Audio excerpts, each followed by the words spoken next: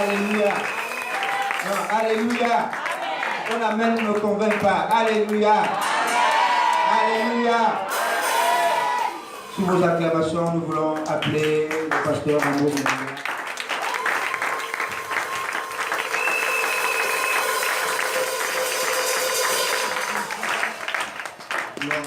Bonjour à tous. Bonjour. Je veux que tu dises bonjour à quelqu'un ce matin. Je voudrais que chacun exerce un peu ses mains ce matin. Donc on va tous se lever. Moi je me lève, je vais le pouvoir de Dieu, on va travailler avec la voix aujourd'hui. Je proclame que tu es mon Dieu. Mon Dieu. Je proclame que tu es.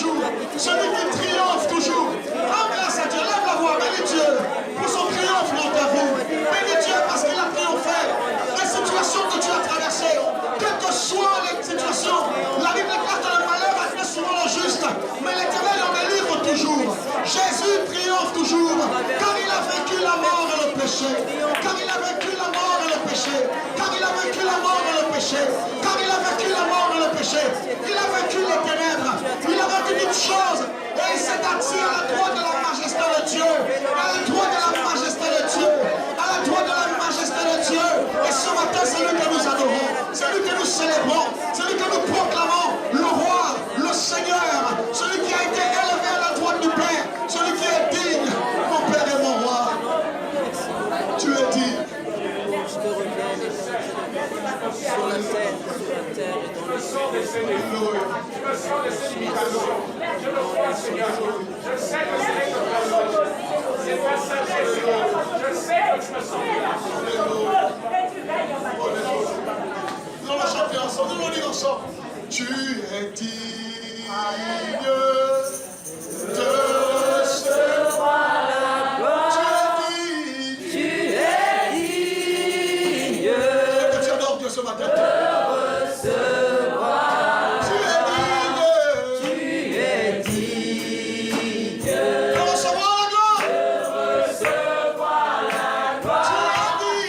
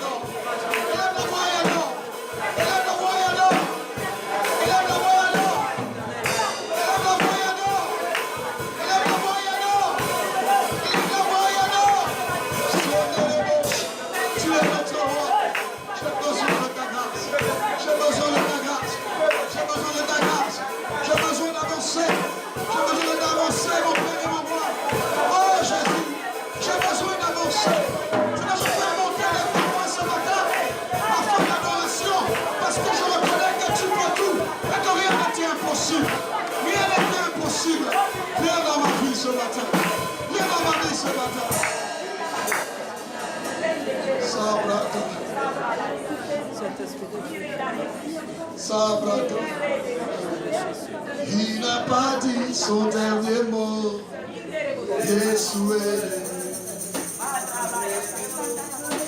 Il n'a pas dit son dernier mot. Yeshua. Je veux que tu le dises avec moi. Il n'a pas dit son dernier mot. Il n'a pas dit son dernier mot. Yeshua. Pour ta situation, il n'a pas dit son dernier mot. Il n'a pas dit son dernier mot. Yeshua. Nous sommes dans un moment d'adoration. Sois concentré ce matin.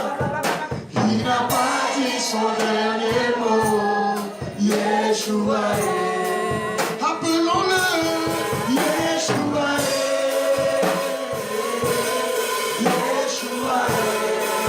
Appelons-le.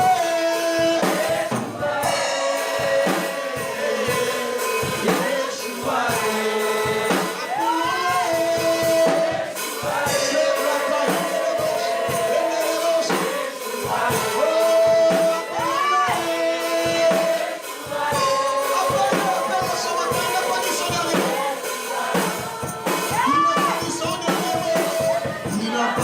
Son dernier mot, Yeshua. Il n'a pas dit son dernier mot. Il n'a pas dit son dernier mot, Yeshua. Pour la situation que tu traverses, il n'a pas dit son dernier mot. Son dernier mot, Yeshua. Yeshua.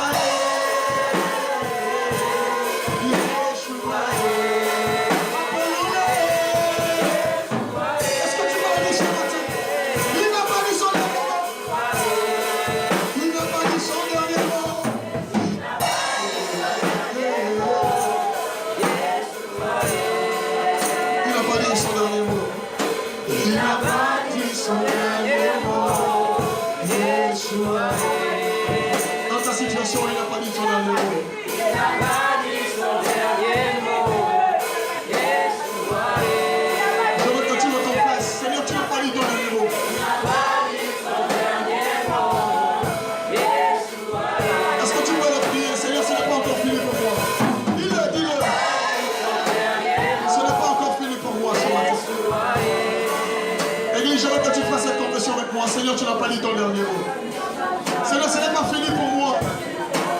Ce n'est pas fini pour moi. Même Samson a eu toi un dernier combat. Une dernière bataille, Seigneur. Dis à Dieu, tu n'as pas dit ton dernier mot. Ce n'est pas fini pour moi. Mon roi est là, ce n'est pas fini pour moi. Mon roi est là quand il se lève. Ses ennemis se dispersent. Mon roi est là. Il saisit le petit et le grand bouclier. Mon roi est là. Il est celui qui rejette mes ennemis loin de moi. Mon roi est là. Mon roi est là. Mon roi est là. Mon roi est là. Est-ce que tu peux le dire ce matin, mon roi est là? Dis-le, mon roi est là ce matin. Dis-le, mon roi est là. Mon roi est là.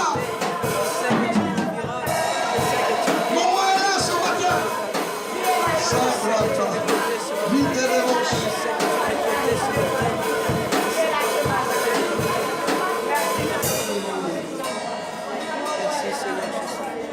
Oh, merci. Merci parce que tu nous veux du bien.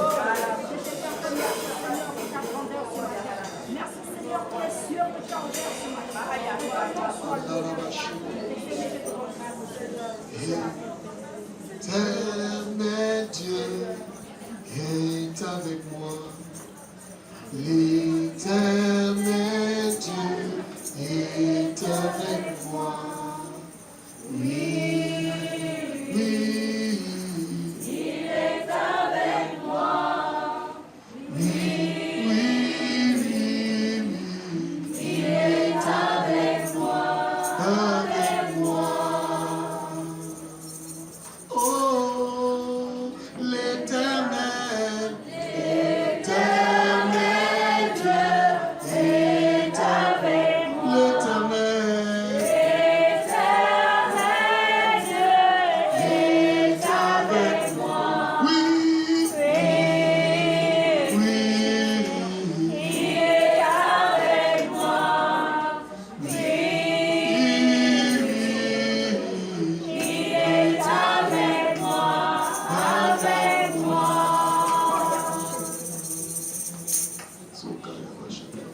Si mes amis, mes parents me délaissent, si mes amis, mes parents me délaissent, Dieu est là pour me soutenir. Dieu est là, Dieu est là pour me soutenir, secourir. Quand l'ennemi vient crier à mes oreilles, quand l'ennemi vient crier à mes oreilles, quand l'ennemi vient crier à mes oreilles, au nom de Jésus, au nom de Jésus, il s'enfuira, il s'enfuira, au nom de Jésus, il s'enfuira, loin de moi. Oh, l'Éternel, l'Éternel Dieu est avec moi. L'Éternel, l'Éternel Dieu est avec moi. Oui, il est avec moi. Oui, il est avec moi. Est-ce que le peuple peut se lever et acclamer l'Éternel? Est-ce que tu peux te lever? Est-ce qu'ensemble on peut se lever, s'il vous plaît, et acclamer le roi? Acclamez Jésus. Les paroles de l'acclamer. Gloire à notre Dieu. Alléluia. Alléluia. Dis à ton voisin, c'est de ça qu'il s'agit. Dis voisin, c'est ça là qu'on cherche. Est-ce que tu peux t'asseoir ce matin? Vous savez, nous sommes en fin d'année. Et en fin d'année, c'est le moment pour nous de faire confier à Dieu les parfums. Amen. Ne soyez pas le genre de chrétien qui vient dans l'église comme si c'était au carnaval. Quand on est en train d'adorer, adore-le. Parce qu'il y a un secret dans l'adoration. C'est que ton cœur s'ouvre.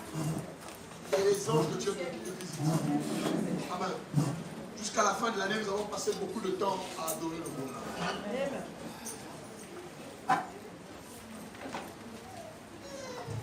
Je ne sais pas si le temps d'enseigner ça. Je vais enseigner. Ce matin, je vais faire disparaître les ténèbres. Touche ton voisin, tu dis mon frère, c'est ta responsabilité. Vous savez, le défi de la vie en Christ, ce n'est pas de rester chrétien, ni de venir tous les jours à l'église. Il y a une loi dans le Nouveau Testament qu'on appelle la loi de l'utilité. Jésus a donné une parabole un jour. Il dit que un homme est parti en voyage, il a planté quelque chose, il est parti. Quand il est revenu, il s'est rendu compte que l'arbre n'avait pas poussé. Et il a décidé d'enlever cet arbre. Cette parabole, en fait, montre que Dieu est contre les gens qui ne produisent pas le fruit. Amen. Dieu a horreur des gens qui ne produisent pas le fruit. Amen. Être chrétien, ce n'est pas venir à l'église. Parce qu'on a des sorciers à l'église. Vous savez, beaucoup de gens, il y a beaucoup de francs-maçons dans les églises, vous savez. La plupart des églises sont remplies de francs-maçons. Des gens qui mangent les autres. Des sorciers dans les églises. Donc la preuve qu'on est chrétien, c'est pas qu'on vient à l'église. La preuve qu'on est chrétien, c'est qu'on est capable de chasser les ténèbres. Amen. Si tu ne chasses pas les ténèbres, c'est que tu es de la même nature que les ténèbres. Normalement, en tant qu'enfant de Dieu, tu dois être capable de chasser les ténèbres. Amen. Amen. La question que je voudrais nous poser de tous, c'est quoi les ténèbres? Faire disparaître les ténèbres. Dans le livre de Actes 16, le verset 31, la Bible dit que l'apôtre Paul va chanter la nuit les louanges avec un autre, Paul et Barnabas, je crois. Et la Bible déclare que Paul et Silas, les fondements de la prison vont être ébranlés. Et il y avait dans ce milieu celui qu'on appelle un geôlier. Le geôlier, c'est lui qui gardait les prisonniers. Et le geôlier, quand il a vu ça, il a voulu se donner la mort. Parce qu'en fait, si les prisonniers s'évadent, autant des Romains, on te tue. C'est comme ça que Paul sort de la prison, il dit non, ne te tue pas. Crois au Seigneur Jésus et tu seras sauvé, toi et toute ta famille. Je reprends. Crois au Seigneur Jésus et tu seras sauvé, toi et toute ta famille. Paul n'est pas en train de dire qu'il y a ce qu'on appelle un salut familial. Paul ne parle pas du salut familial. Mais Paul dit au geôlier qu'il y a une chose, il y a une évidence simple. Le jour que tu vas rencontrer Jésus, tous ceux qui sont autour de toi, qui n'ont pas Jésus dans ta famille, doivent automatiquement le rencontrer. Amen. Le jour que tu vas rencontrer Jésus, ceux qui sont dans l'obscurité dans ta maison vont également rencontrer la lumière. Quand la Bible dit crois au Seigneur Jésus, tu seras sauvé toi et toute ta famille, ce n'est pas un salut de fait, c'est un salut de responsabilité. Ça veut dire que quand une personne a rencontré la lumière, il doit être capable de transporter cette lumière partout où il se trouve. Geôlier, quand tu vas rencontrer Jésus, le même Jésus que tu as rencontré là, il va faire une rencontre avec tous ceux de ta maison. Amen. Être chrétien, c'est une responsabilité. Alléluia. Je dis, faire disparaître les ténèbres. Ça, c'est un gros défi. Mais c'est quoi les ténèbres? Les ténèbres, c'est l'obscurité. Jusque-là, on n'a pas avancé. Les ténèbres, c'est le mal. Les ténèbres, c'est le néant. Les ténèbres, c'est la mort. Les ténèbres, c'est ce qui est sinistre. Les ténèbres, c'est la peur. Les ténèbres, c'est l'angoisse. Les ténèbres, c'est quoi? C'est la noirceur. Il y a des gens qui ont le cœur noir. Il y a des familles où les gens ont le cœur noir. C'est-à-dire que les gens sont obligés de vivre cachés, au risque de vite mourir. Il y a des familles, quand vous voyez une famille là où les gens ont le cœur noir, sachez une chose, cette famille est dans les ténèbres. La noirceur est un signe des ténèbres. Amen. Donc si vous vous rendez compte que dans votre famille, les gens ont le cœur noir, comprenez qu'il y a les ténèbres là-bas. Les ténèbres, c'est le brouillard, on ne voit pas clair. Les ténèbres, c'est l'obscurité. Les ténèbres, c'est la peur. Les gens vivent dans nos familles. Regardez mon frère. J'ai été sidéré. Hier, j'étais au cimetière. J'arrive au cimetière pour aller enterrer mon mort. Je me rends compte que là-bas, il y a plusieurs autres personnes qui sont mortes, mais que je ne connais pas. Donc, on est en train d'amener leur cercueil à Mindoubé. Je croise un ami. Bon, tu fais quoi là-bas? Je suis venu enterrer X. Mais il est mort quand? Je n'ai même pas vu ça. Plus de 4 personnes. J'en parlerai à la fin de ma prédication. Nous sommes à une période où, si vous n'êtes pas seul avec Dieu, vous allez mourir. Parce que je vous assure que de maintenant jusqu'en février-mars, le séjour des morts va accueillir les gens. Les gens ne pourraient rien. La fièvre, la toux, le mal de pied, le mal de l'orteil meurt. Pourquoi? Parce que les ténèbres sont en action. La Bible parle de ce monde. La Bible dit les princes de la puissance des ténèbres. Quand les ténèbres sont en activité dans une famille, les gens meurent de manière précoce. Et je vous assure, je ne sais pas si vous vous rendez compte, vous qui êtes sur Facebook, ou vous qui lisez l'Union, chaque matin tu allumes ton Facebook, c'est quelqu'un qui est mort.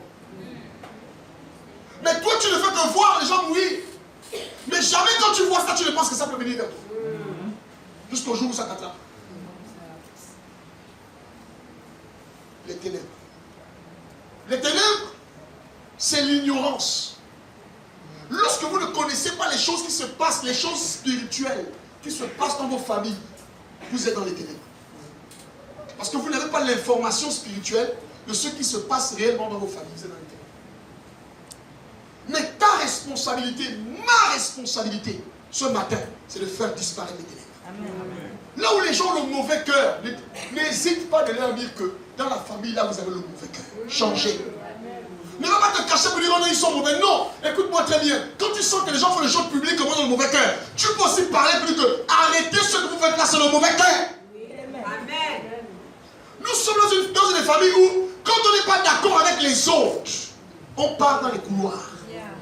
On va voir une parente avec qui on s'entend bien pour aller se plaindre d'un frère ou d'une soeur.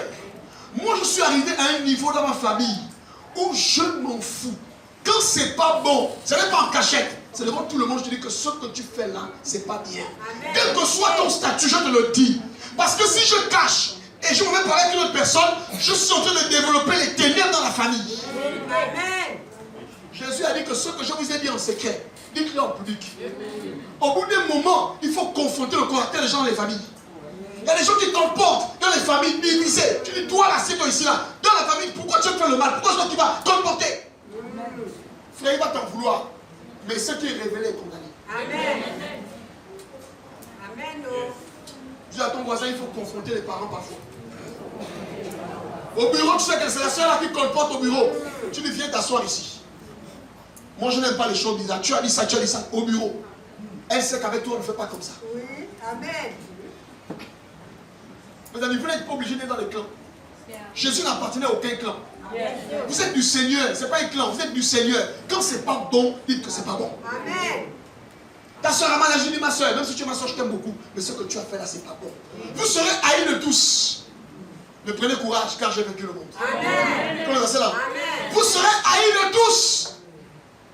J'ai lu que l'homme aura pour ennemi les gens de sa propre maison. Donc même quand tes parents ne t'aiment pas, ils ne t'aiment pas, c'est pas grave. Mais dis-leur la vérité.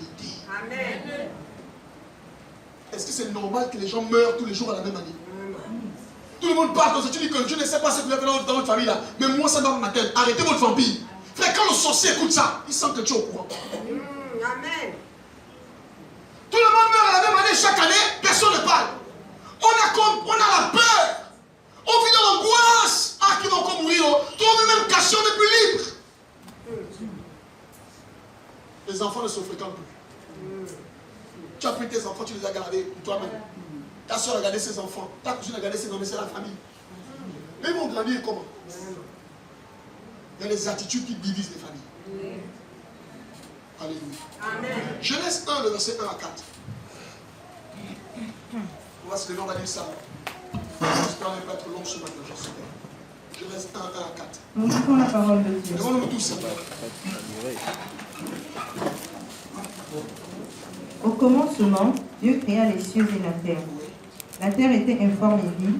Il y avait des ténèbres à la surface de l'abîme, et l'Esprit de Dieu se mouvait au-dessus des eaux. Dieu dit que la lumière soit, et la lumière fut. Verset 4. Dieu vit que la lumière était bonne, et Dieu sépara la lumière d'avec les ténèbres. Amen. Amen.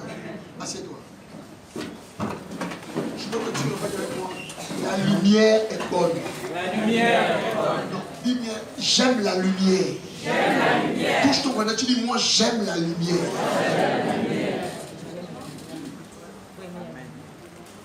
La Bible déclare qu'au commencement, pas au commencement de Dieu, parce que Dieu n'a pas de commencement.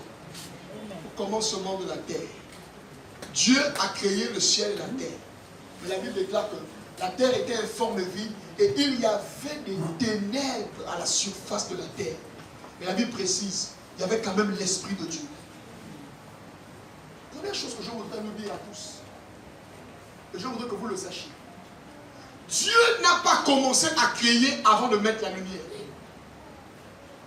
Vous savez, Dieu a créé beaucoup de choses, il a créé les arbres, il a créé les eaux, il a créé plein de choses. Mais la première chose que Dieu crée, avant de voir que les arbres sont beaux, que la création est belle, Dieu met d'abord la lumière. Amen. Parce que tout ce qui est dans le noir ne peut pas être contemplé. Si Dieu crée dans l'obscurité, on ne peut pas contempler la création de Dieu. Donc pour que la création de Dieu soit contemplée, il faudrait d'abord qu'il y ait quoi, ça? De la lumière. Lorsqu'il n'y a pas de la lumière dans une famille, même si les gens ont les diplômes, on ne peut rien voir. Même s'il n'y a pas la lumière dans une famille, les femmes peuvent être belles, les hommes beaux, il n'y aura pas la lumière. On le voit bien. Est-ce que tu es là? Dis au voisin, il faut qu'il y ait la lumière. Je dis à ton voisin, il faut qu'il y ait de la lumière. Frère, s'il n'y a pas la lumière, les compétences n'ont pas de sens. S'il n'y a pas la lumière, les talents que vous avez n'ont pas de sens. S'il n'y a pas la lumière, la beauté que tu as n'a pas de sens. S'il n'y a pas la lumière, ton intelligence n'a pas de sens. Que les gens qui sont intelligents dans les familles, mais à cause de l'obscurité qui est dans les familles, on ne voit pas ton intelligence. Les gens qui sont diplômés, mais à cause des ténèbres, on ne peut pas voir ce qu'ils sont. C'est pourquoi Dieu, avant de créer toutes choses, a d'abord amené la lumière. Je crois que le problème de ta famille, c'est la lumière. Regardez. Si vous mettez le diamant, suivez-moi, dans une salle et vous éteignez les lumières, c'est possible que tu marches sur du diamant en pensant que c'est des cailloux. Je reprends. Si on met le diamant dans une salle ou l'or et puis on éteint la lumière, c'est le noir, et on te dit rentre, c'est possible que tu marches sur le diamant ou l'or. Est-ce que tu me suis? Mais si on met la lumière et que tu vois le diamant, c'est possible que tu ne marches pas sur le diamant et que tu possèdes le diamant. Ce n'est pas que Dieu ne peut pas faire des choses dans votre vie. Mais le problème, c'est que si à l'obscurité, vous n'allez rien voir. Il y a des gens qui ne voient rien de leur vie. Satan a brouillé leur lendemain. Quand ils se voient, ils se disent, ah, est-ce que je veux même réussir? En fait, ils se posent des questions. Ils ont peur, ils se disent, ah, qu'est-ce qui va m'arriver? En fait, quand ils se regardent, ils ne peuvent pas voir ce que Dieu a mis en eux. Pourquoi? Parce que la Bible dit que si la lumière qui est en toi est les ténèbres, tout ton corps sera dans les ténèbres. Dis à ton voisin, tu as besoin des ténèbres. Là, la lumière, toi, tu as besoin de la lumière. Dis toi, tu as besoin de la lumière. Vous savez, je parle de ça. Pourquoi? Pourquoi je parle de ça? Quand tu as besoin de ténèbres, tu as besoin de la lumière. Pourquoi je parle de ça? Parce que vous savez, la Bible appelle Satan le prince des ténèbres. Vous savez, non? Le premier signe que Satan est quelque part, ce n'est pas le bruit, c'est l'obscurité. Il y a des gens ici, là, qui ne croient même pas que demain ils iront loin. Parce que dans leur tête, il y a tellement de ténèbres. Il y a des gens ici qui font des choix qui ne les élèvent pas. Parce que dans leur tête, ils sont dans les ténèbres. Mais la lumière de Dieu ce matin, tu vas la découvrir. Et tu vas la manifester. Après que Dieu ait créé la lumière, Dieu a tout créé. C'est pas que Dieu ne peut pas faire les choses, ou Dieu a fait les choses dans ta famille. Mais le niveau des ténèbres qui est dans ta famille. Je ne sais pas si ça vous arrive. Il y a des maisons. Depuis que je suis tout jeune, quand je donne ma vie au Seigneur, Dieu m'a développé quelque chose. Quand j'arrive dans une maison, peu importe la maison, dans une église, quand je rentre quelque part, je peux savoir que cet environnement est plein de ténèbres. Il y a de ces maisons qui ont des chaleurs diaboliques. Quand tu rentres là-bas, il y a même le ventilateur. Mais tu as chaud. Mais ceux qui habitent là-bas ne ressentent plus la chaleur là. Vous savez pourquoi? Parce que eux et les ténèbres sont maintenant un. Mais toi qui arrives ailleurs, tu rentres dans la maison là, tu sens qu'ici là, il y a une présence autre que la présence de Dieu. Alléluia. Amen. Dis à ton voisin, on va chasser les ténèbres. Dis à ton voisin, on va chasser les ténèbres. Alors, Matthieu 5, le verset 14 et le verset 16. Matthieu 5, le verset 14 et le verset 16. Que dit la Bible? Nous lisons la parole de Dieu. Matthieu 5, verset 14. Vous êtes la lumière du monde. Vous êtes la lumière du monde. Une ville située sur une montagne ne peut être cachée. Va au verset 16. Que votre lumière luise ainsi devant les hommes, afin qu'ils voient vos bonnes œuvres et qu'ils glorifient votre Père qui est dans les cieux. Amen. Amen. Chez les francs-maçons et les occultistes, quand ils regardent une personne, ils disent que la personne-là a la lumière en lui. Et c'est cette lumière-là que les gens la prennent. Les femmes qui couchent avec les hommes, n'importe comment. Ce que les gens la cherchent, c'est la lumière qui est en vous. C'est pas autre chose. Et c'est cette lumière-là qui peut les faire briller. Amen. Les 3 millions que tu as, c'est pour acheter les médicaments à la pharmacie.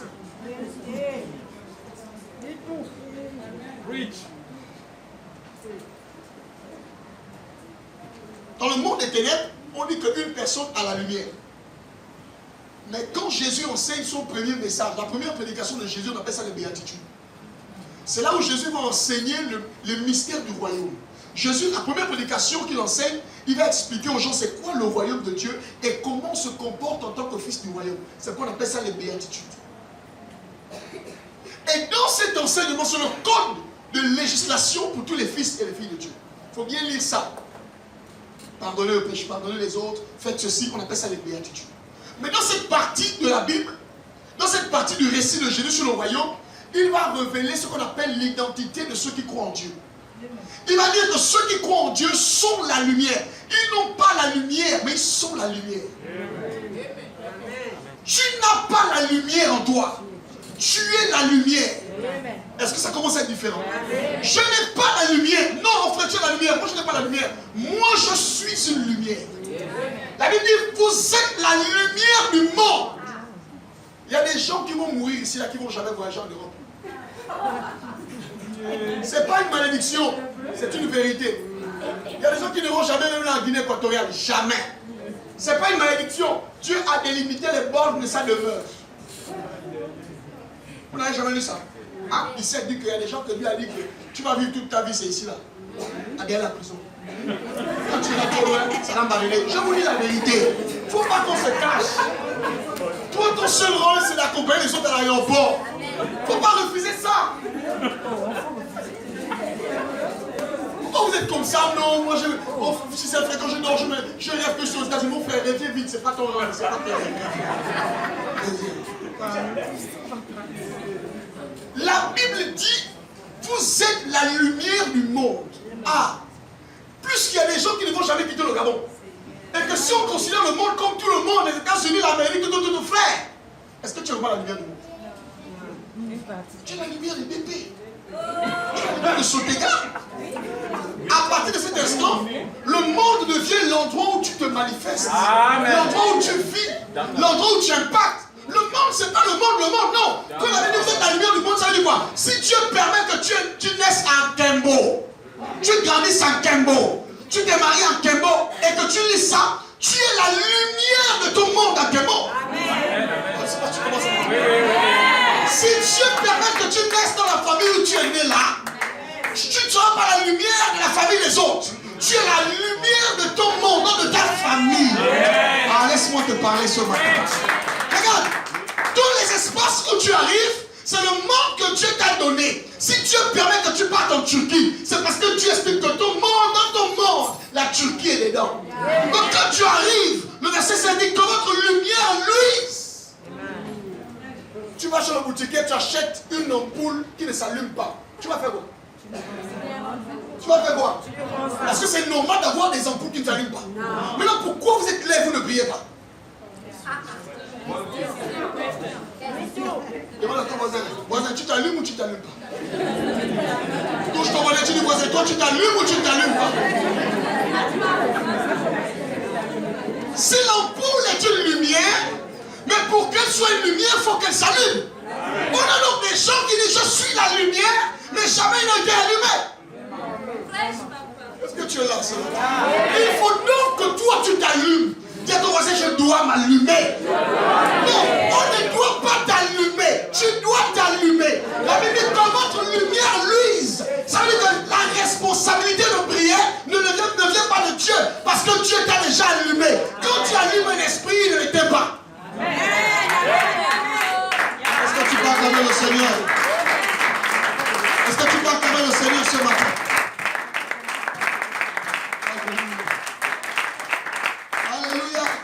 Tu es né dans cette famille, ce n'est pas par hasard. Ce n'est pas par hasard, oh non, les choses ne marchent pas ici à la sorcellerie, frère. Tu es la lumière de ta famille.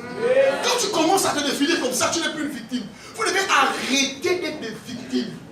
Satan vous gagne parce qu'il vous fait croire que vous êtes victime de la sorcellerie. Il est temps que tu ne sois pas une victime de la sorcellerie, mais que tu sois un vainqueur sur la sorcellerie. Amen. Pourquoi Dieu m'a fait naître dans une famille comme ça? Parce que je suis la lumière de cette famille. Vous devez assumer ce statut. Tu vas dans un quartier, mais pourquoi Dieu a permis que je sois ici? Je parle au pasteur, le pasteur qui est en bas de l'Alliance chrétienne, le nouveau pasteur. Je le dis ceci, c'est inadmissible qu'on soit autant d'églises dans ce quartier. Pasteur, mais qu'on n'ait jamais fait une action en faveur de ce quartier qui éclaire ce quartier. Je dis, pasteur, vous avez plus de 2000 fidèles. La seule chose qu'on sait vous faciliter ici, c'est les cultes. Pasteur, c'est grave. Une ville placée sur la montagne ne peut être cachée. On doit sentir qu'il y a la présence d'une église dans un quartier. Je dis, pasteur, prêtez-moi votre église pendant 2 mois. Vous allez voir. On ne peut pas avoir 2000 fidèles et qu'on est là. Aucun impact économique, aucun impact culturel, aucun impact. Tout ce qu'on fait, c'est pour les gens de l'église. Mais pourquoi Dieu a voulu que vous soyez à Sotega? Pourquoi Dieu a permis que vous soyez dans le bureau où vous êtes, dans l'entreprise où vous êtes, dans la famille où vous êtes? Dieu n'est pas un Dieu de hasard. Vous êtes né, vous avez grandi là, vous évoluer là, c'est parce que Dieu s'attend à ce que vous priez pour cet endroit. Vous enlevez les ténèbres de cet endroit. Je ne me dirai point jusqu'à ce que définitivement la malédiction et la sorcellerie s'arrêtent dans ma famille. Je le dis tant que je serai vivant. Je vais militer pour que la sorcellerie s'arrête au nom de Jésus. Parce que j'ai compris ma responsabilité d'être la lumière de mon monde.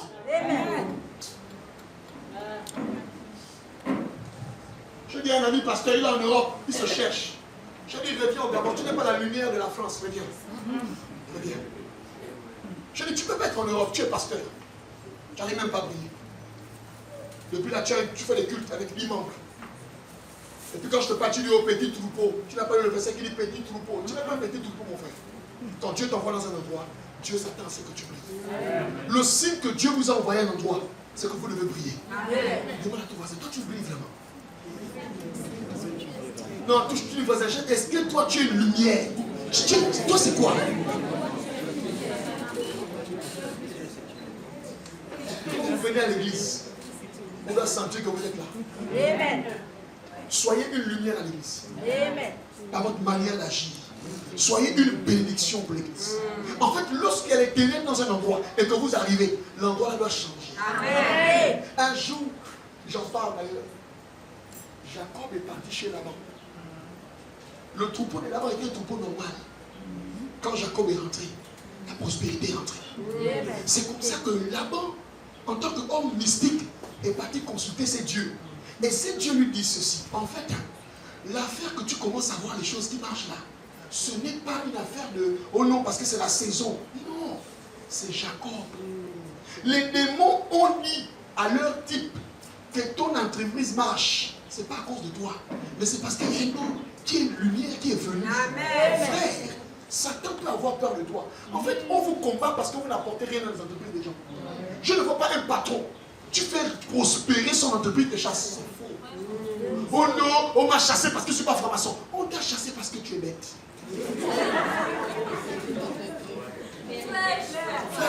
Amen. Ce monde reconnaît la compétence. Amen. Regarde, frère, quand le prisonnier Joseph est parti, il n'avait pas de parents, c'était l'esclave. Potiphar a dit, mon petit, depuis que tu es rentré ici, les choses ont changé. Ta lumière a amené le succès dans mes affaires. C'est pourquoi mon petit, je t'établis. Tu dois gérer toute la maison. Oh non, mon patron me persécute. Il te persécute parce que tu es au cas. Frère, quand on te confie une responsabilité, deviens un métronome. Une pièce incontournable. Quand le patron veut réfléchir à penser sans toi, il dit je ne peux pas faire sans elle. Je ne l'aime pas, mais j'aime ce qu'elle a. Attendez, qui est fou? Qui est fou pour chasser une personne qui t'amène la richesse? Qui est fou pour se débarrasser d'une personne qui t'amène le succès? Les chrétiens se cachent derrière les excuses. Oh non, en fait, c'est parce qu'on n'est pas franc-maçon. Ce monde, c'est pour les francs-maçons, frère. Les francs-maçons sont partout. Mais les enfants de la lumière aussi doivent être partout. Amen. Dis à ton voisin, ma lumière va luire au nom de Jésus. Ton voisin, ma lumière va luire au nom de Jésus. L'une des raisons pour lesquelles certaines personnes viennent vers vous, c'est parce que vous marchez avec les vous marchez avec des gens dans l'ignorance. Quand quelqu'un rentre dans ta vie, tu dois vérifier deux choses. Depuis que la personne est rentrée, est-ce qu'il y a de la multiplication ou l'addition ou la soustraction? Dès que tu sens qu'il y a la soustraction, retire-toi. Il y a des gens qui ne vous collent pas parce que vous avez une belle tête, mais parce qu'ils ont remarqué. Quand je parle à des hommes qui sont dans le domaine ésotérique, dis-moi mon frère, pourquoi il y a des femmes qu'on colle? Parce qu'il y a des femmes chez nous dans le domaine mystique. Quand tu approches cette femme-là, tu as l'impression que des choses marchent. Il y a des femmes qui sont des sources. Toi, tu ne sais pas ça, tu es là tous les jours, tu es là seulement, tous les jours tu es là, mais tu ne sais pas qu'est-ce qui fait en sorte que l'homme là, ces choses marchent. Même si tu dis que tu ne veux pas, il te poursuit dans les toilettes, il te poursuit partout. Oh non, tu n'es pas la plus belle, hein, tu n'es pas la plus belle, mais tu as une grâce dominante. Allez. C'est la raison pour laquelle n'acceptez pas que n'importe qui rentre dans votre vie. Quand une personne rentre dans votre vie, vous devez étudier le climat. Même vous qui allez jusqu'au mariage, mon frère, avant d'aller jusqu'au mariage avec quelqu'un, il faut d'abord vérifier si c'est addition, multiplication ou soustraction. Quand un homme fait te rendre des choses marchaient avant, tu étais seul, derrière le bonheur. Mais là, depuis qu'il est rentré, c'est un souffle-douleur, ma soeur. Dis-lui au revoir. Ne dis pas que ça va aller, frère, il y a déjà des signes qui ne trompent pas. Parce que l'alliance, c'est la multiplication. L'alliance, ce n'est pas la soustraction. Amen.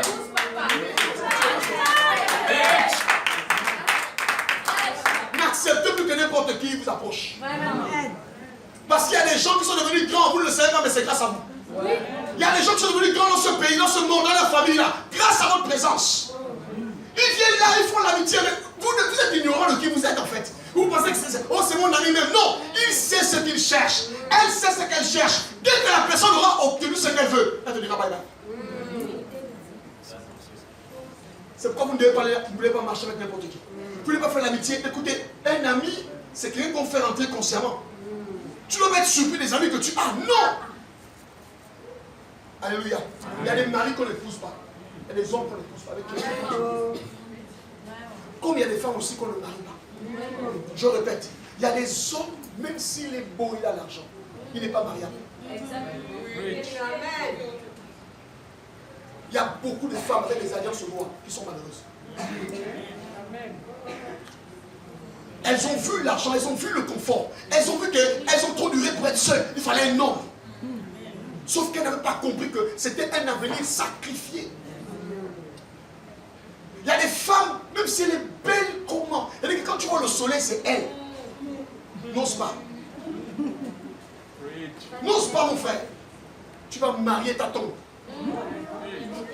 Vous savez, je vous le dis souvent, quand on sort, quand on rentre dans un mariage, il y a deux possibilités. Soit on devient un adorateur, soit on devient un intercesseur.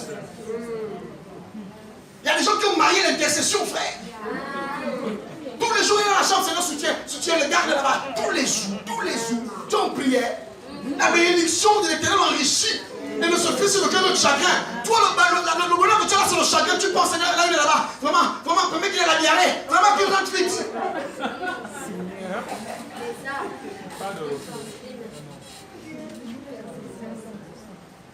Quand c'est pour toi, même si la personne est aux États-Unis, tu dors en paix.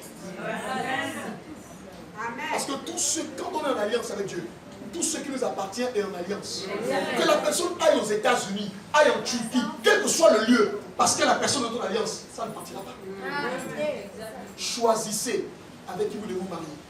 Choisissez avec qui vous allez faire les affaires. Vous qui voulez rentrer en affaires.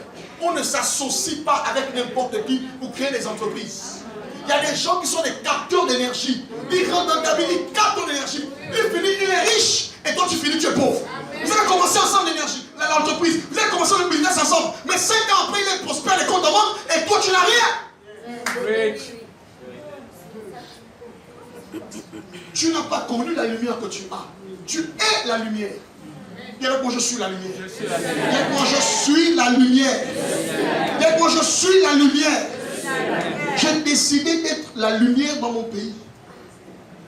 Je vais vous le dire. Notre pays est un pays jeune. Dans chaque domaine, on n'a pas des gens d'une grande expérience. Donc on peut encore se frayer un chemin. On peut encore réussir. Quel que soit le domaine dans lequel on rentre au Gabon, même celui que les étrangers peuvent le contrôler, c'est faux. Il y a encore de la place pour les Gabonais. Amen. Il y a encore de la place. Mais il manque le fait que les gens réalisent qui ils sont en réalité. Parce que quand tu réalises qui tu es, tu t'imposes. Parce que la lumière chasse les ténèbres. Amen. Oh, je suis en train de venir avec... Quelqu'un peut venir avec les fétiches. Oh, mon frère. Il vient avec les fétiches à côté de toi. C'est toi qui prends tes bagages, qui fuis. Sachant bien que c'est la lumière qui chasse les ténèbres. Comment expliquer aujourd'hui que c'est les ténèbres qui chassent la lumière? Je marche, j'ai des amis qui sont en train de la franc-maçonnerie. Je les vois, on se salue, on parle. On peut manger ensemble. Ils connaissent ma position. Je connais leur position. Ils savent que c'est même pas imaginable de me dire que frère, non, ils savent ça. Parce que je leur ai clairement dit, les gars, vous êtes dans les ténèbres. Ils sont au courant que je sais que ce sont les ténèbres. Et je leur dis, parce que c'est mes amis. Je dis, si vous voulez Jésus, si vous voulez la lumière, venez, parce que la lumière c'est chez vous. Venez. Je ne baisse pas la tête devant les gens. Je n'ai pas peur. Je n'ai pas peur. Il y a 3 jours, j'expliquais ça, je ne sais pas si ça papa pris sur le cas ou qui. 3 jours, mon téléphone sonne à 23h. Un ami, je ne citerai pas le nom ici. Il m'écrit, il me dit, il y a une dame qui te cherche. Une dame, oui. Une dame ministre puissante dans ce pays. Elle te cherche. Elle ne cherche pas. Moi, je la connais pas. Elle dit non, elle te cherche. Elle m'a vu, elle t'a vu sur mes statuts. que j'ai plus son téléphone, donc elle a vu sur mes statuts, elle veut te voir. Et puis on va te dire non. Elle a envie de monter en politique. Elle est Miss, mais elle sait qu'elle peut aller plus loin. Et elle veut te rencontrer. Parce qu'elle dit qu'elle sent que tu as l'aura qu'il faut pour l'aimer.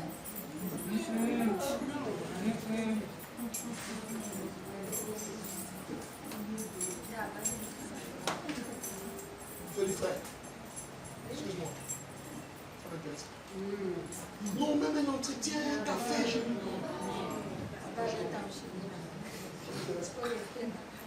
non, mais non, comme ça, tu sais. Regardez, regardez.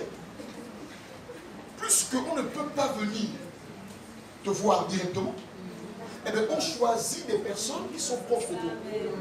Qu'est-ce qu'ils cherchent? Pourquoi l'Église s'est éteinte dans ce pays? Je vous explique ça. Éteinte dans ce pays parce que ceux qui sont au sommet du pays ont commencé à prendre tous les sommités du christianisme. On les a pris, on les a menés avec eux. On a rempli leur bouche et la bouche qui est pleine ne parle pas. Et comme nous sommes en train de rentrer dans une nouvelle saison du Gabon, j'entends par saison, saison spirituelle. Vous avez remarqué, même sur le plan politique, il y a eu un bouleversement de la classe politique. Vous remarquez que tous les anciens politiciens sont partis, non? C'est vrai, les nouveaux, non? C'est ce qui se passe sur le plan spirituel. Dieu travaille dans les saisons. Il y a une saison qui est morte. C'est pourquoi tous les anciens ne reviennent pas. On les met dans les postes un peu des vieux, au conseil de ceci. Ils ne peuvent plus sortir. Maintenant, c'est une nouvelle saison. Donc, comme c'est une nouvelle saison, il faut des nouvelles élites. Il faut donc prendre des nouvelles élites. L'élite politique, l'élite entrepreneuriale, l'élite spirituelle, l'élite militaire. Il faudrait que tous ces élites-là militent en faveur des gens. Vous comprenez comment on copte, comment on tue les générations. Donc quand vous ne connaissez pas le rôle que vous avez à jouer dans votre nation et dans votre génération, vous courez parce qu'on vous dit qu'il y a de l'argent. En partant là-bas, vous sacrifiez des générations. C'est pourquoi le réveil au Gabon a été sacrifié par ceux qui nous ont précédés. Mais nous, on ne vendra pas notre option. Est-ce qu'on peut acclamer le Seigneur?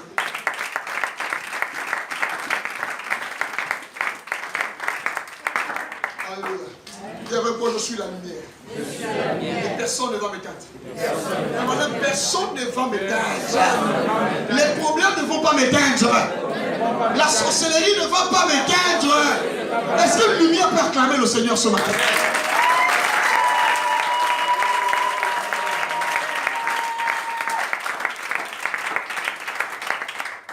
Matthieu 4, 12 à 24. Je veux vous expliquer quelque chose de simple ce matin. Matthieu 4, 12 à 24. Matthieu 4, 12 à 24. Ouais. Jésus, ayant appris que Jean avait été livré, se retira dans la Galilée. Il quitta Nazareth et vint demeurer à Capernaum, situé près de la mer, dans le territoire de Zabulon et de Nephtali, afin que s'accomplisse ce qui avait été annoncé par Ésaïe le prophète. Verset 15.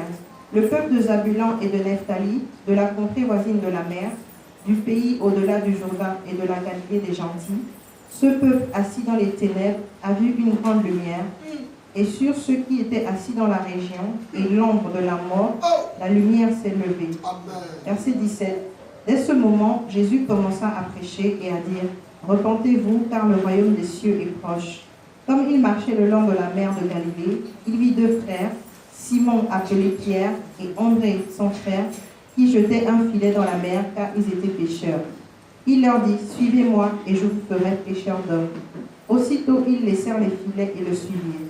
De là, étant allé plus loin, il vit deux autres frères, Jacques fils de Zébédée et Jean son frère, qui étaient dans une barque avec Zébédée leur père, qui réparait leurs filets. Il les appela et aussitôt ils laissèrent la barque et leur père et le suivirent. Jésus parcourait toute la Galilée, enseignant dans les synagogues, prêchant la bonne nouvelle du royaume. Tu peux t'arrêter par là. Alors, Jean-Baptiste était le précurseur de Jésus. On l'a arrêté et on l'a tué. On l'a mis en prison. Jésus, le Fils de Dieu, va apprendre sa vie, va fuir. Écoutez-moi. Dans la vie, il y a des choses qu'il faut fuir. Il ne faut pas être entêté dans la vie. Il y a des choses qu'il faut apprendre à quitter. Il y a des milieux où vous devez décider de ne plus partir. Ça n'a rien à voir avec la peur, mais ça a tout à voir avec la sagesse. Moi, il y a des endroits que j'ai décidé que je ne mettrai plus jamais les pieds. Il y a des gens que j'ai décidé, on va se saluer, mais avec qui je ne peux plus jamais m'asseoir et manger. C'est une décision que j'ai prise.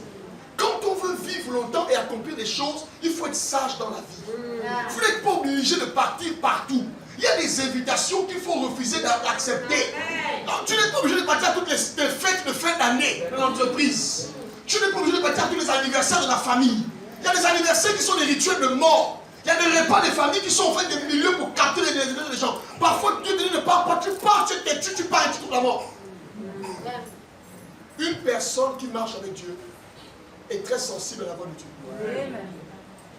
Jésus sait que Jean-Baptiste est arrêté. Il peut dire comment nous on n'est pas arrivé, je reste. Mais qu'est-ce qu'il fait? Il se retire. J'ai vu des gens qui n'ont pas su se retirer à temps qu'ils sont vite morts. Sur le plan spirituel, sur le plan relationnel, sur le plan du ministère. J'ai appris que parfois il y a des relations qui durent pour une saison. Après il faut qu'on se sépare. J'ai appris ça. Tu croises un ami parce que c'est pas qu'on on se dit bonjour. Mais la saison de la fréquentation n'est plus possible. Amen. Je dois l'admettre. On n'a pas de problème. Je ne sais pas si ça vous arrive.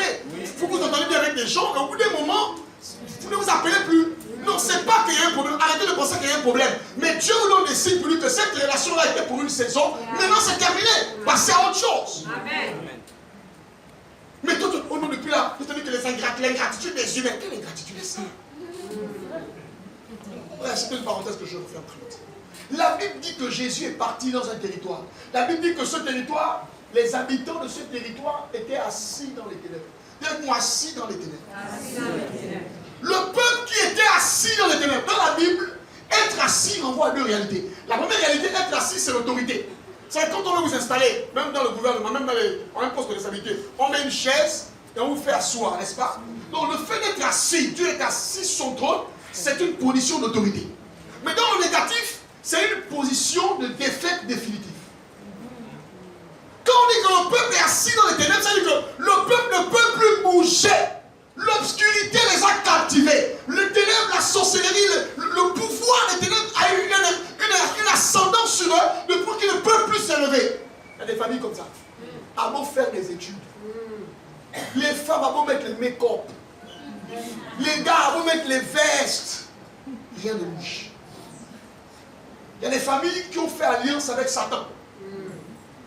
Quand le plus grand sorcier meurt, il y a un disciple qui renaît.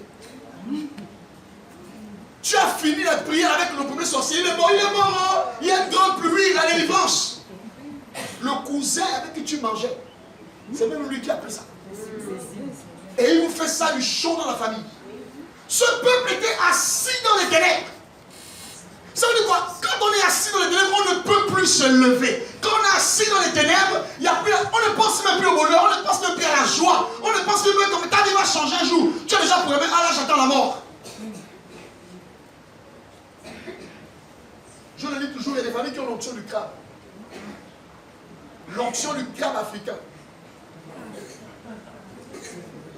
Un blanc, je vais vous expliquer ça ici. Un blanc a fait un test. Il a pris des crabes qui vivent en Occident. Et il a pris des crabes qui vivent en Afrique. Il a mis les crabes qui vivent en Occident dans un bol, dans un seau, dans un trou. Et qu'est-ce qui se passait? Les crabes qui vivent en Occident faisaient, quand l'autre crabe peut monter, ils font les escaliers. Vous pouvez mettre un autre, ils sortent du trou. C'est la première expérience des crabes qui vivent en Occident. Après, il a pris les crabes qui vivent en Afrique. Vous la suite. Quand l'autre crabe veut monter, les crabes africains, ils tirent. Personne n'est sorti du tout. Et il conclut en disant ceci. Même jusqu'aux animaux ont la mentalité africaine au cœur noir.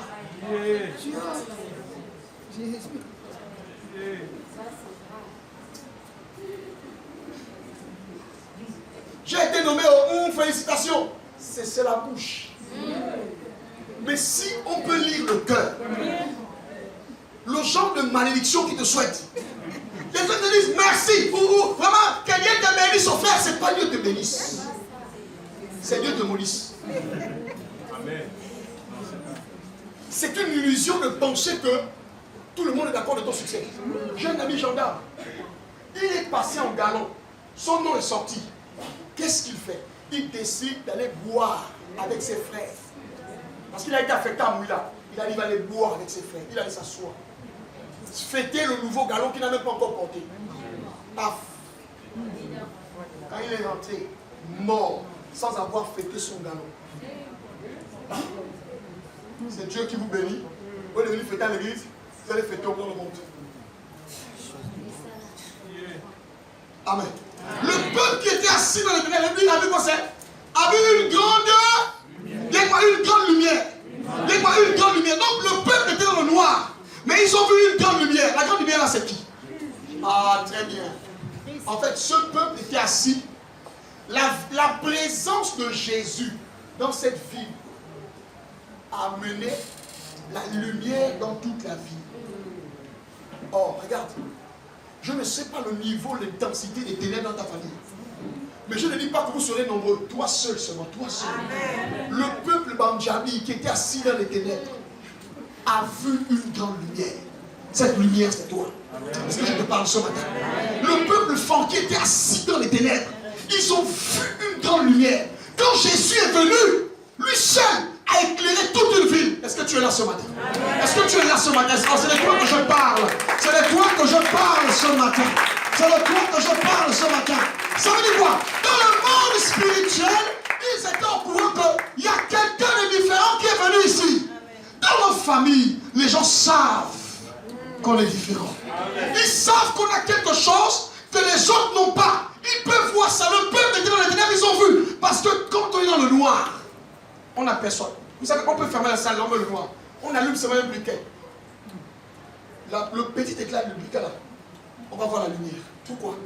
Parce que c'est dans les ténèbres que vous avez de la visibilité. Si vous voulez réussir, commencez dans vos familles, là où les choses ne marchent pas. Allez là-bas, vous allez voir. C'est là-bas que vous aurez de la visibilité. Vous n'aurez pas de la visibilité là, il y a la lumière. Alléluia. Amen. Mais ce qui est intéressant, c'est quoi?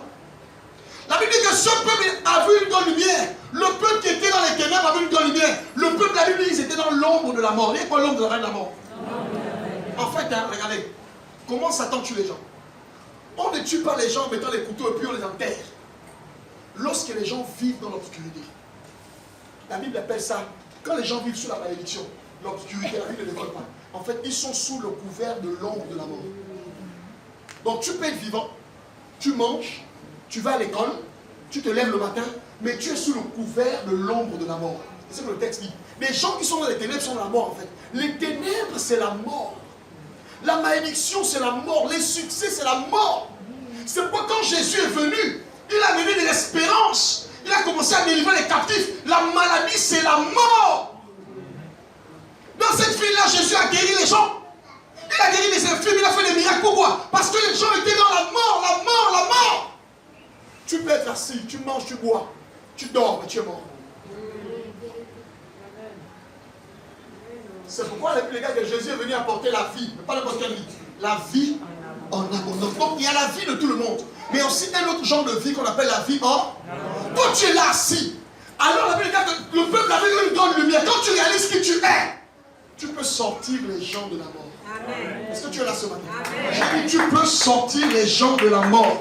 J'ai dit tu peux sortir ta famille de la mort. Tu peux sortir ton entreprise de la mort. Parce que la mort, ce sont les ténèbres. Maintenant je vais vous choquer. Vous savez que 5 disciples de Jésus étaient originaires de cette ville. Écoutez-moi. Pierre, Jean, Jacques, André, Matthieu, ils étaient dans cette ville. Le mot Capharnaüm, ça veut dire désordre.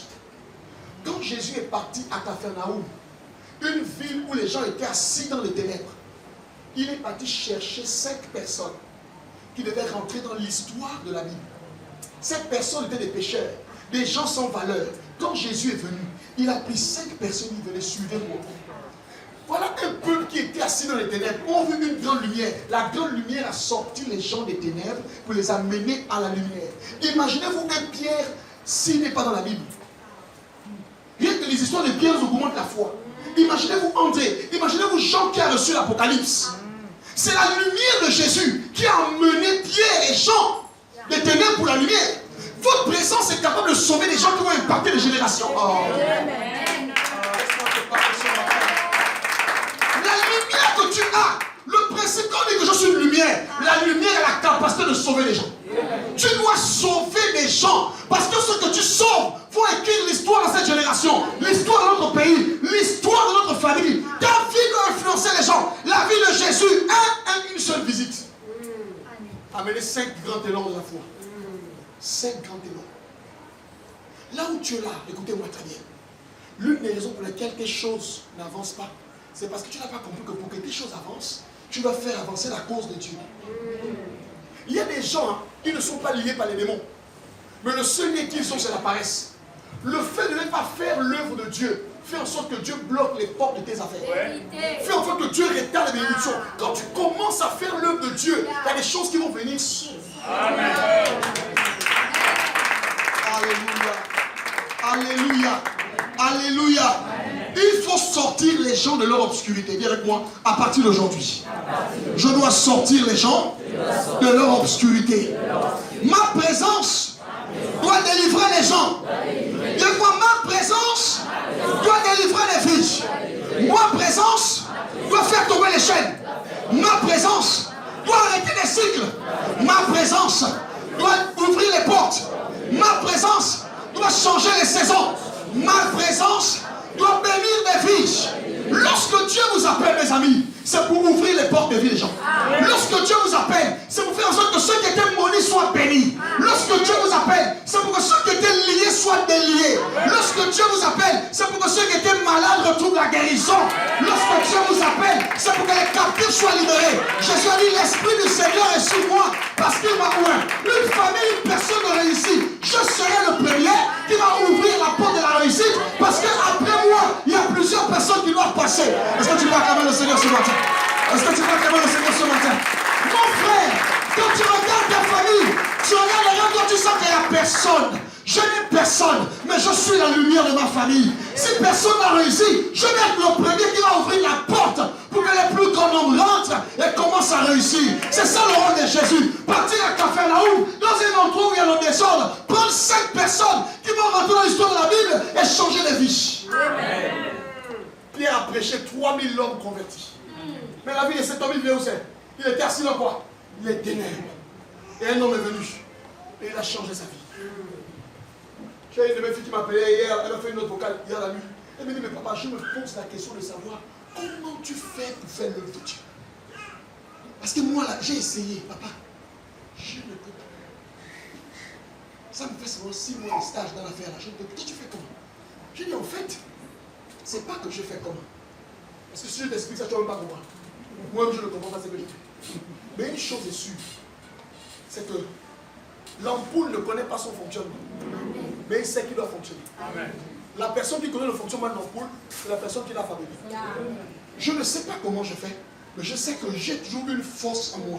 Même quand je n'ai plus envie de le faire, il y a comme une force qui me dit vas-y. Même quand je sens que c'est compliqué, il y a comme quelqu'un, comme un push-back qui me dit avance. Et c'est quand j'avance que je vois la main de Dieu. Amen. Pourquoi? Parce que je veux qu'au soir de ma mort, au soir de ma mort, quand je vais mourir, d'abord que les anges m'accueillent avec les fanfares. Pendant que vous pleurez sur la terre, dans le ciel, c'est un héros qui rentre pour se reposer. Si on pouvait voir les morts, il vous dit s'il vous plaît, ne pleurez pas. Parce que moi actuellement là, je suis dans la félicité avec les anges. Je suis en train de préparer. J'étais au cimetière hier. Pendant qu'on enterrait ma tante, je suis resté debout comme ça. Et puis les gens se demandent un truc de bizarre. Je regardais tout le cimetière, mes amis. Le cimetière est plein de talents. Le cimetière de Midoubé plein. Dieu me dit, c'est ici on finit. Tous, riches, pauvres, méchants. Bon, c'est ici que ça finit. Mais ce serait mieux de bien finir. Parce qu'en fait, pour d'autres, ça finit ici. Mais pour d'autres, c'est là que ça commence. La mort n'est pas la finition. La mort, c'est le début d'un parcours vers la gloire. Je dis que pendant qu'on je voyais les tombeaux, je dis Seigneur, un jour, comment ça va se passer? Je commençais à penser, Seigneur, j'ai envie d'être reçu en triomphe. Dieu me dit pour ça, tu dois payer le prix.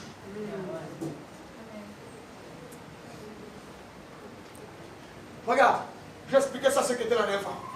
Brice, lève-toi. Je vais vous expliquer quelque chose que vous n'avez jamais compris, que vous devez comprendre aujourd'hui. C'est une chaise, n'est-ce pas? Qu'est-ce qu'elle peut représenter une chaise? Rien, non? Lorsqu'on dit à l'église, acheter une chaise, ou lorsqu'une personne décide d'acheter 50 chaises, il vient à l'église, il dit ça c'est mon offrande, il met ça là. Il dit assieds-toi.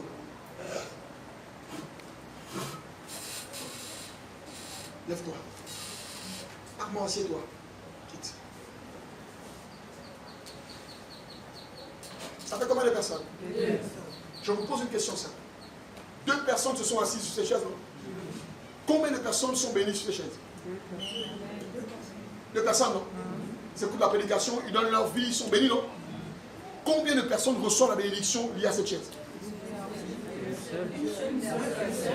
Commencez à comprendre. Tout ce que vous aurez fait pour le royaume de Dieu, si l'église là dure 50 ans, et que pendant 50 ans cette chaise existe dans l'église, toutes les personnes qui vont s'asseoir ici, la bénédiction qui va être attachée à votre vie, ce n'est pas votre prière qui va la faire, c'est le fait que vous ayez acheté une chaise. Tous ceux qui s'asseyent sous ce ventilateur là où les sœurs là sont assises et qui bénéficient de l'air pendant le culte, la personne qui achète ce ventilateur, même si elle ne prie plus à l'église, même après 100 ans, le jour qu'elle meurt, tous ceux qui ont été sauvés, bénis au travers de ce ventilateur dans le ciel, c'est le même principe qu'on utilise dans les affaires d'aloe vera et autres. Quand on fait le marketing des réseaux, quand j'amène quelqu'un, tu veux mourir, j'amène quelqu'un, non? Je l'amène, je me repose, j'amène 2 personnes. Toutes les personnes, que cette personne, plus les personnes que j'ai amenées, amènent des personnes qui amènent des personnes, moi, je fais quoi? Est-ce que je travaille encore? Qu'est-ce que c'est? Ils ont pris ça dans la Bible. C'est pourquoi c'est bête que vous soyez là. On vous demande de faire les choses pour le Seigneur. Ça c'est mon pourquoi. Non, vous préparez votre éternité. Amen. Parce qu'un jour vous allez mourir. Et ce sont ces œuvres-là qui vont vous accueillir à l'entrée du ciel. Voici une personne qui a un frère pour moi. Rentre dans le repos de ton maître. Nous quitterons la terre un jour. J'aurais béni, j'aurais acheté des chaises, 50 chaises. C'est quand je suis parti aux États, en Corée, que j'ai découvert ça, mon Dieu. En Corée, ils ont une commission des hommes riches. Ils disent qu'eux, ils ne peuvent pas aller partout la terre pour prêcher l'évangile. Donc, ils ont décidé de sponsoriser toutes les œuvres chrétiennes. Ça veut dire que si vous voulez les baffles, les micros, ils disent que eux, leur argent, c'est pas pour ça. Ils envoient l'argent dans le monde, mais ils sont bénis. Ils préparent leur éternité. Un jour, Pierre a dit à Jésus, quand Jésus a dit aux jeunes hommes riches, va et suis-moi, et tu auras une récompense. Il est parti, il a dit non, je ne peux pas, c'est trop fort. Là, le niveau de foi, là, je ne peux pas vendre ça. Pas richesse, non. Et puis Pierre est gêné. Il dit à Jésus, mais attends, le gars là, il a refusé de vendre. Nous, on a tout quitté. On gagne. Ce n'est pas une bonne question. Ce n'est pas une question intelligente. Il dit, nous, on a quitté Père, mais on a tout quitté. On gagne quoi? Regardez la réponse de Jésus. Il dit, Pierre, il n'y a personne qui ait laissé tout pour me suivre. Écoutez la réponse. Qui ne reçoive sa récompense. Écoutez-moi la réponse. Dans le siècle présent et dans le siècle oh, qu'est-ce que ça veut dire? Celui qui sert le Seigneur, celui qui fait du bien à l'œuvre de Dieu, qui contribue pour que la gloire de Dieu se agisse, qui achète une brique, on construit l'église, les gens qui se convertissent, les gens qui sont bénis, tu es mort, hein? Tu as même oublié ça. Ce que tu as fait pour l'œuvre de Dieu, le jour que tu meurs, Dieu, Hébreu dit que Dieu est juste. Il est juste au point qu'il ne peut jamais, dans son caractère de Dieu, oublier le service que vous avez rendu au saint. C'est-à-dire que tu as acheté une bouteille d'eau que le pasteur a bu ou qu'un frère a bu pour l'avancement de l'œuvre de Dieu, mon frère, c'est compté. Parce que dans la Bible, il y a 2 livres. Il y a le livre des souvenirs et le livre de vie. Le livre de souvenirs, qu'on soit païen, chrétien, nous n'en sommes là-bas. Et cette base de souvenirs, c'est parce que Dieu nous récompense dans l'éternité. Frère, sur la terre, tu es pauvre. Tu meurs encore, au ciel tu es pauvre. Tu vois ça, c'est pas bon. Tu vois ça, c'est pas bon. Est-ce que tu es là? Qui est conscient de cet appel de cette réalité aujourd'hui? Donc arrête d'être avare. À chaque fois que tu es avare, sache que tu manges ton éternité. Oui. Souhaite à ton voisin bon appétit. Dis à ton voisin bon appétit. Continuez à manger votre éternité. Oh non, achetons les briques pour faire ma frère. Mange ton éternité. Mange. Alléluia. Amen. Alléluia. Est-ce que tu peux acclamer le Seigneur?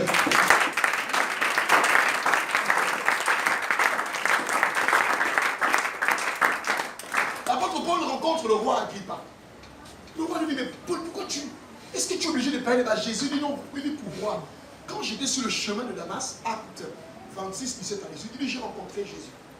Jésus m'a dit, j'étais établi au milieu, j'étais choisi au milieu du peuple. J'étais établi, pour que tu ouvres les yeux aux aveugles. Et que tu les fasses passer de la mort à la vie, des ténèbres à la lumière. Lorsqu'on est une lumière, on ouvre les yeux des gens. Notre vie devient un témoignage. Vous savez, il y a des gens, ils ne croiront pas en Dieu. Donnez-les tous les versets que vous voulez. Mais le jour qu'ils ont appris que la stérile a enfanté, ils vont croire au Dieu qui donne les enfants. Tu le prêches au Dieu, il a fait pousser les pieds des aveugles. Les gens s'en foutent de ça. Ce que les gens veulent voir, c'est quoi? Il paraît que Papa Thibaut avait une situation. Nous tous on connaissait ça. Maintenant, il n'y a plus. Ce que je sais, avant, je ne voyais pas. L'aveugle a dit ça. Maintenant, aujourd'hui, je vois. En fait, Dieu veut ouvrir les yeux des gens au travers de vous. Lorsque vous avez pris conscience de la sorcellerie de la famille, et que vous avez prié, et que vous commencez à prospérer, vos frères et sœurs, qui ne comprennent pas pourquoi mais leur vie est pareille, vont commencer à venir vers vous. Pourquoi tu es différent comme ça? J'ai un secret. Allons rencontrer le Dieu des alliances. Et c'est comme ça que les gens, parce que votre vie est une vie de qualité, votre vie est une vie visitée par le ciel, ils décident de vous suivre. Parce qu'on ne peut pas cacher la gloire. La gloire est visible. Mon frère, quand tu es dans le noir, ça se voit. Mais quand tu pries aussi, on voit ça. Quand tu es malade, ça se voit. Mais quand tu es guéri aussi, lorsque Dieu vous guérit, c'est pas pour vous. Vous devenez un panneau publicitaire de guérison. Laisse-moi te parler ce matin. C'est pourquoi quand tu es malade, et que tu dis je suis malade, Dieu dit tu l'as compris, tu dis Seigneur, pour la seule gloire de ton nom. Seigneur, c'est ta honte. Comme toi tu n'aimes pas les choses de la honte. Je suis malade, mais c'est ta honte. Chaque matin je pars avec la Bible. Tout le monde sait que je pars te prier. Joe, depuis toi, je dois guérir. Tu as dit, il paraît que c'est écrit, tu fais encore l'ironie, il paraît que c'est écrit que la stérile enfantera 7 fois. Moi là, il n'y a pas encore enfant depuis là. Je suis entré dans un magasin.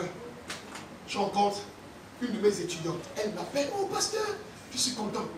Je lui dis, pasteur, regardez, ça c'est votre miracle. Un gros bébé, métis. Je lui dis, c'est qui? Elle me dit, pasteur, mais c'est le bébé pour lequel vous priez pour moi tout le temps là-bas à l'école biblique. Elle a fait 15 ans de mariage. Sans enfant. La honte. Pas la honte. La honte. 15 ans après. Oh Dieu, on sait que Dieu c'est quelqu'un. 15 ans après. Mon ami, regarde le joli bébé. Comme un petit Whitey. Quand Dieu bénit des hommages, il nous demande la beauté, le poids, il est tous les gars. Je regarde la femme, je regarde l'enfant, je regarde la mère, je me fais une représentation psychologique du père. Rien à voir. Enfant venu tout droit du ciel, préparé, conçu par le père, nettoyé par les anges. Quand Dieu te visite, dans sa famille, s'il y a une stérile, elle deviendra sa bénie. Laisse-moi te parler. Parce qu'elle dira, je suis stérile, je suis allé chez les gars, rien ne s'est passé. Mais je vais aller vers le Dieu de cette femme. Parce que ce Dieu donne l'enfant 15 ans après. C'est de ça qu'il s'agit. Dis à ton voisin, c'est de ça qu'il s'agit. Acclame le Seigneur, acclame le Seigneur. Dieu doit nous délivrer.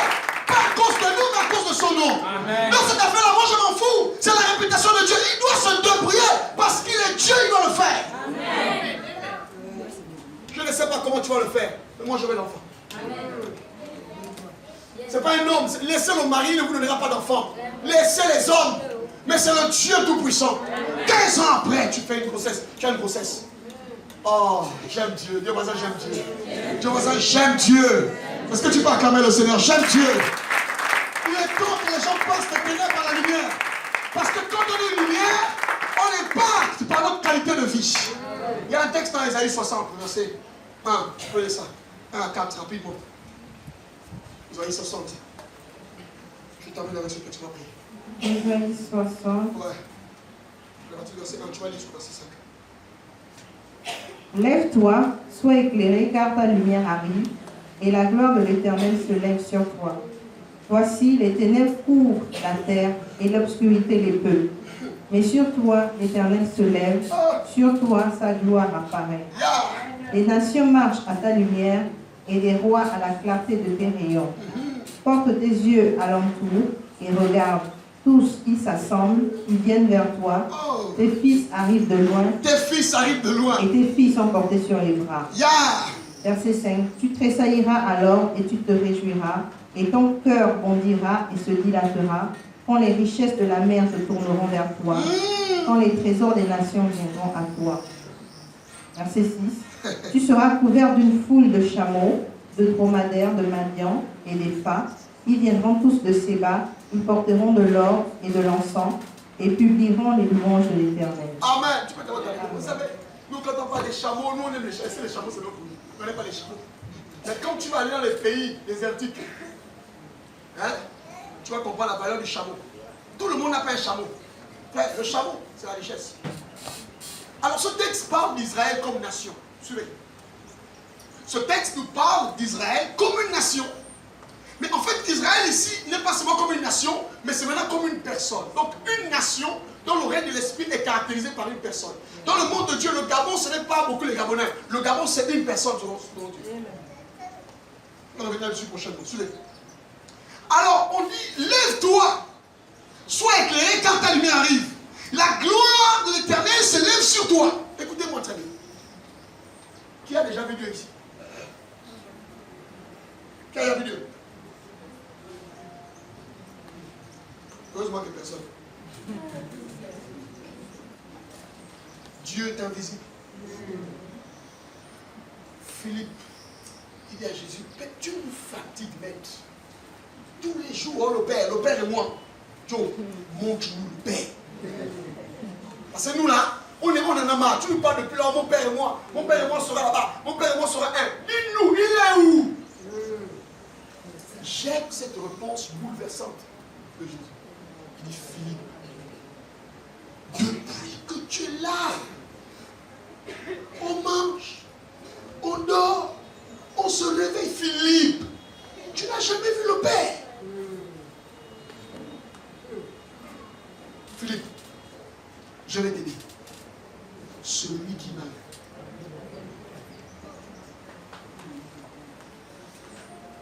Je ne sais pas, demande à ton voisin, est-ce qu'il y a des gens qui cherchent Dieu chez eux?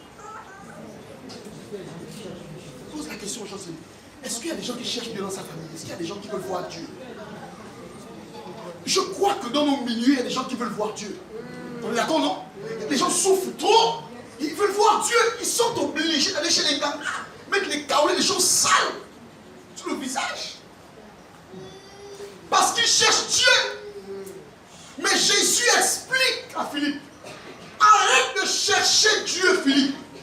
Si tu m'as vu, c'est sûr. Donc, il faut être audacieux pour dire ça. Qu'est-ce que Jean veut dire? Nous tous, on prêche sur la gloire de Dieu. Mais c'est une hérésie de dire que la gloire de Dieu, la gloire de Dieu. La gloire de Dieu se manifeste sur sa création. Amen.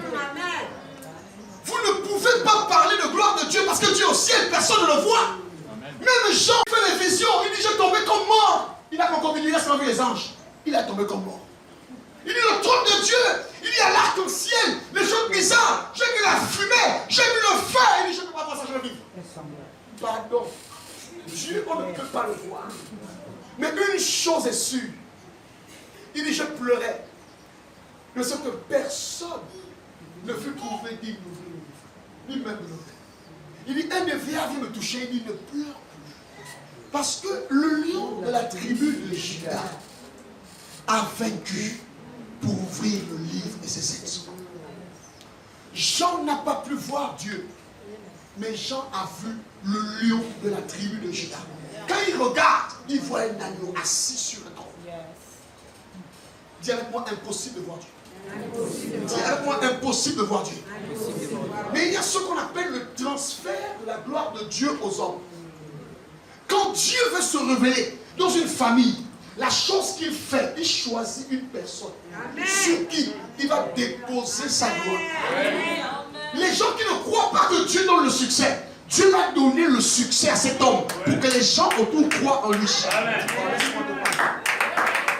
Les gens qui ne croient pas que la malédiction peut s'arrêter, Dieu fait en sorte qu'au travers d'un homme, la malédiction s'arrête.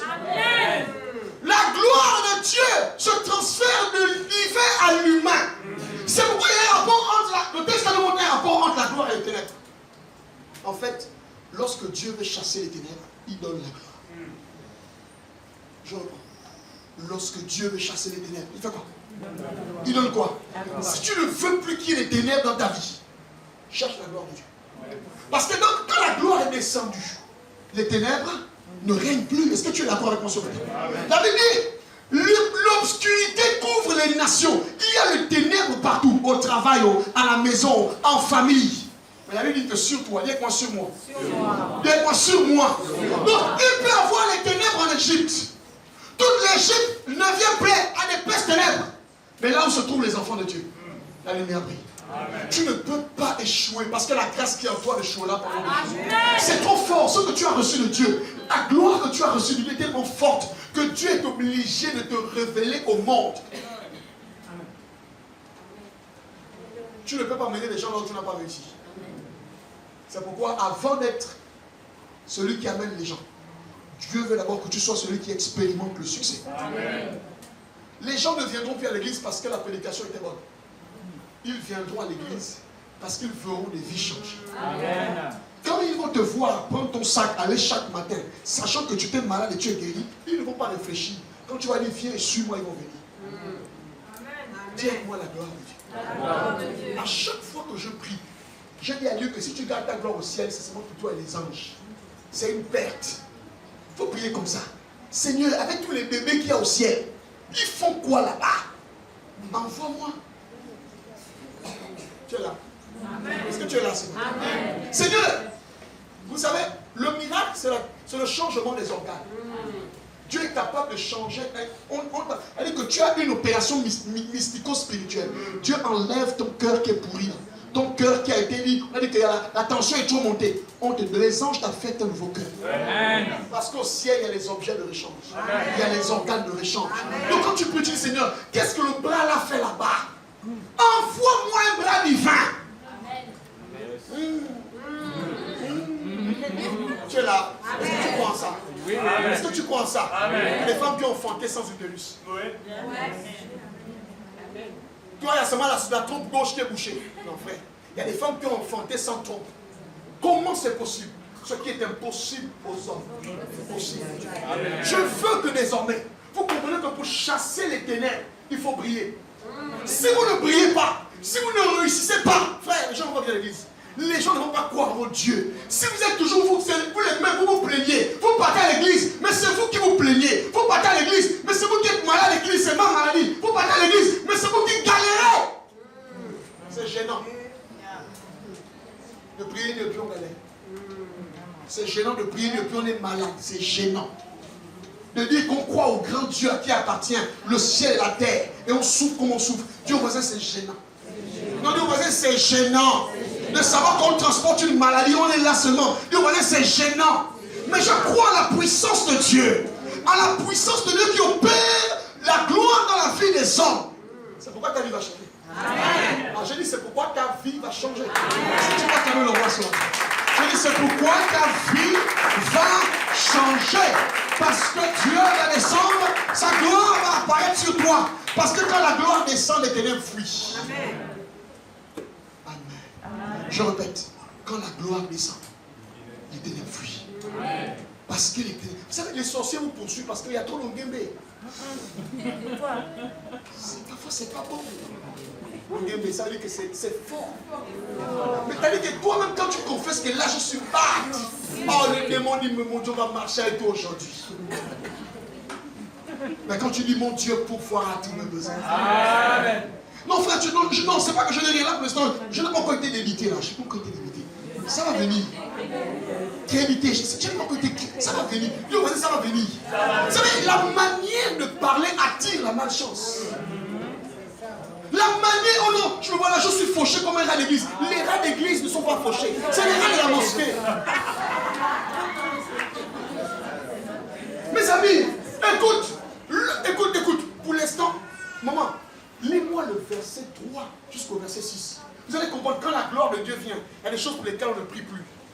Des nations marchent à ta lumière. Comment? Des nations marchent à ta lumière.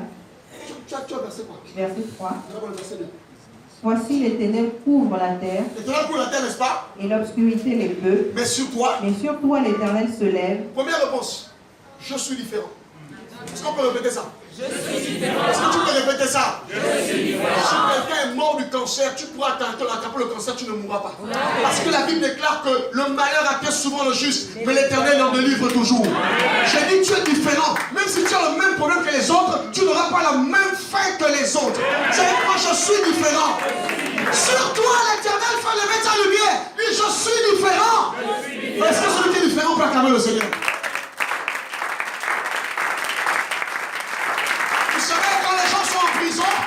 Ils sont tous les prisonniers, mais ils n'ont pas tous le même cas. Il y en a qui ont la peine de 6 mois, 2 mois, 3 mois. Ils sont tous prisonniers, mais ils n'ont pas le même cas. Tu dois le savoir, même si c'est difficile. Je ne suis pas comme les autres, même si on a le même problème. Mais mon problème est différent, parce qu'il y a une solution divine. Acclame le Seigneur, s'il te plaît. Oui, continue. Sur toi sa gloire apparaît. On dit sur moi. Sa gloire apparaît. On va finir la prédication. On va répéter sur moi. Sa gloire apparaît. Sur moi. Sa gloire descend. Sur moi. Frère, c'est pas à côté de toi, c'est sur toi. C'est sur toi, c'est pas à côté de toi, c'est sur toi. Les ténèbres sont sur les autres, mais sur toi, c'est la gloire de Dieu. Acclame le Seigneur ce matin, s'il te plaît. Oui, poursuivre. Les nations marchent à ta lumière et des rois à la clarté de tes rayons. Regarde, regarde. Celui qui est lumière n'est pas influencé, mais il influence. Il est temps qu'on ne t'influence plus. Mais il est temps que toi tu influences. Nous sommes dans un monde d'influence. C'est soit qu'on est influencé, soit on influence. Mais la Bible dit que les nations marcheront à la clarté de tes rayons. Ça veut dire, on va tellement voir la gloire de Dieu dans ta vie que les gens vont te suivre. Jésus n'a jamais distribué les billets de... Il y a un niveau de gloire. Moi, je me pose des questions à l'église. Pourquoi les gens ne comprennent pas que la gloire, ça devient quelque chose de normal? Et poursuit. Porte tes yeux alentour et regarde. Dieu voisin, regarde. Dieu voisin, regarde. Le texte dit ceci. La différence entre toi et Valérie, c'est la capacité de voir. Celui qui ne voit pas comme Dieu ne peut pas posséder ce que Dieu a prévu pour lui. C'est pourquoi Dieu va changer votre manière de voir. Porte tes yeux, regarde. Qu'est-ce qui se passe? Tous qui s'assemblent, ils viennent vers toi. Tes fils arrivent de loin et tes filles sont portés sur les bras. Amen. On va d'abord s'arrêter par là. Il y a, quand vous priez en 2023, la prière que vous allez faire, il y a des gens que Dieu a prévus pour vous, mais qui ne sont pas encore là. Je reprends. Il y a des relations, des amitiés, des fraternités, des gens que vous devez rencontrer. Le monde appartient aux rencontres. Il faut que quelqu'un parle de toi à quelqu'un, que tu deviennes quelqu'un. Et puis, les gens vont venir de partout. Il y a une telle grâce dans ta vie quand tu as des relations puissantes. Jésus est mort. Frère, quand Jésus meurt, Pierre, il avait l'onction. Pierre avait l'onction, non? Oui. Est-ce que Ange avait l'onction? Oui. Jean avait l'onction, non? Oui. Dites-moi, qui est parti demander le corps de Jésus à Pilate? Joseph d'Arimathée, il avait fait combien de miracles? Son nom apparaissait où? Un homme qui va dire au roi, donne-moi le corps de Jésus. Un corps qui est contesté. Il faut avoir de l'autorité. Dans la vie, vous devez connaître les gens qui ont de l'autorité. Écoutez-moi très bien.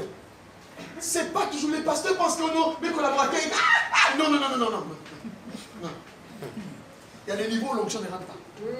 C'est la connaissance. C'est quoi dans ta vie? Tu dois avoir des relations puissantes.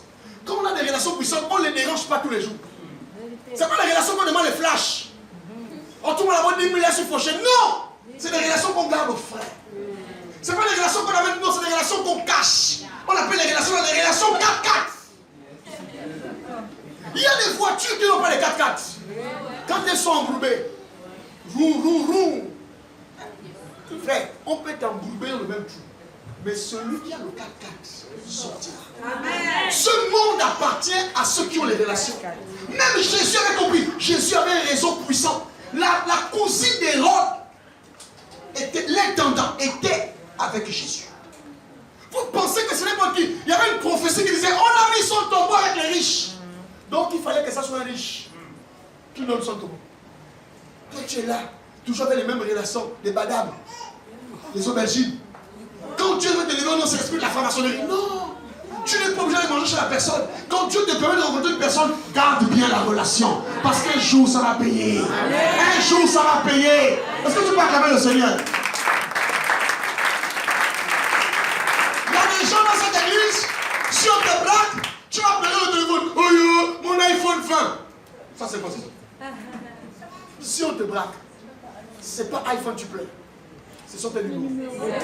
Frère, tu peux être debout dans ta chambre, assis, en train de régler un problème qui exige que tu sois debout. On appelle ça la puissance de la relation. Je dis, il y a des gens ici, 2023, vous allez rentrer à un niveau de connexion puissant. De sorte que vous n'aurez même pas besoin de vous déplacer. Sur place, on est en train de faire un papier alors que tu es assis dans ta chambre. On appelle ça la loi de la relation. Et je crois que pour aller à un certain niveau, tu as besoin de ça. Amen. Amen. Vous ne vous imaginez pas le genre de relation que moi j'ai. Vous ne vous imaginez même pas ça. Mais jamais je ne ai dit que viens à l'église. Il y a les disciples de l'ombre. Les gens qu'on rencontre la nuit, comme Nicodème et Jésus. Si tu les amènes à l'église, tous les filets vont faire des demandes. Vous savez pourquoi les gens n'arrivent pas dans les églises? Parce que quand ils vont commencer à venir, c'est vous à la fin du culte. Tonton, s'il te plaît. Et eux, ça les. Moi, je parle avec les pasteurs.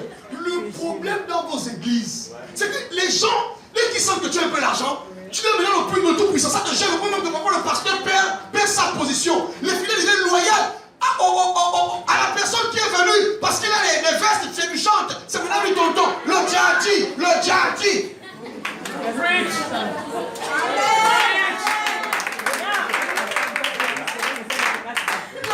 La petite prospérité, la voiture vous effraie. Parce qu'il y a des vestes climatisées, tu as maintenant peur. Non! Frère, c'est pourquoi ils ne viennent pas dans les églises. Ils sont déjà dans le monde. Ils expliquent que ce n'est pas tout le monde de venir. Ils vont passer le culte. Tout le culte, on est à côté de lui. Ça, tu le prends la télévision là. La télévision là, c'est lui. Vous savez que c'est vrai. Et les pasteurs qui ont les esprits faibles, sur décret pastoral, nommé président du conseil, il n'a pas la peine. Parfois même c'est un franc-maçon. Il vient dans l'église, vous le mettez à la première place. Pas parce qu'il mérite ça, mais parce qu'il a l'argent. Et ça tue l'église. Beaucoup de pasteurs ont tué leurs églises. Moi, écoutez-moi très bien. Quel que soit votre statut, quand vous rentrez ici, la Bible déclare que tout genou fléchit, toute langue confesse. Quel que soit ce que vous êtes, dès que vous franchissez cette porte, vous enlevez vos galons. Vous rentrez ici, vous êtes fils de Dieu. Amen. Ici, c'est frères et sœurs. On ne s'appelle pas des petites, monsieur l'ambassadeur, mais passez ici. Est-ce que vous êtes là? Amen. Est-ce que vous êtes là? Amen. Vous devez prier Dieu. C'est Dieu qui vous donne des relations. Gardez vos relations. Parce que nous serons sanitaires tôt ou tard. N'ayez pas des problèmes avec les gens inutilement. Gardez vos relations. Ne soyez pas le genre de personne qui vous avez des problèmes avec tout le monde. Parce qu'il y a des moments où tu vas un jour te retrouver devant la personne qui a la seule décision pour ton passage à un autre niveau. Je termine en vous expliquant ça. Brice, Matthieu dit, demandez et on vous donnera, n'est-ce pas? Demandez à ton voisin, on sait qui.